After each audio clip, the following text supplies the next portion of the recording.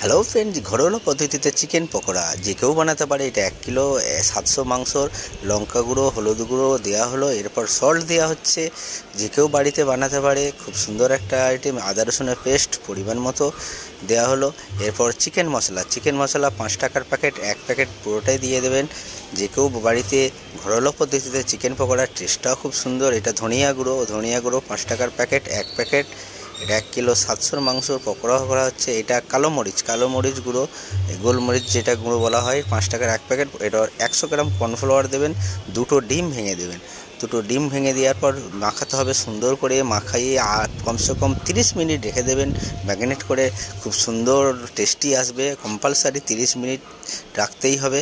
তারপরে ভাজতে চালু করবেন। যে কেউ এটা আমাদের গুড্ডুর বার্থডের সময় বানানো হচ্ছে। খুব সুন্দর একটা আইটেম, খেতেও সুন্দর, কালারও খুব সুন্দর আসে। 30 মিনিট পরে ভাজা হচ্ছে।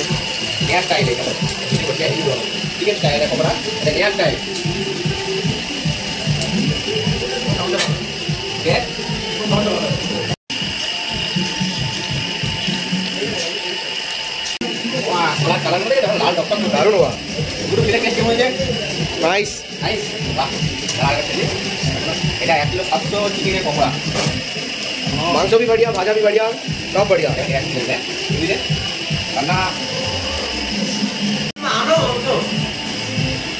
जल्दी दो यार, चलो चलो चलो, आजा। কেমন আছে গুড্ডু? এক্সেলেন্ট, একদম বঢ়িয়া। নয়া স্টাইলে চিকেন পকোড়া।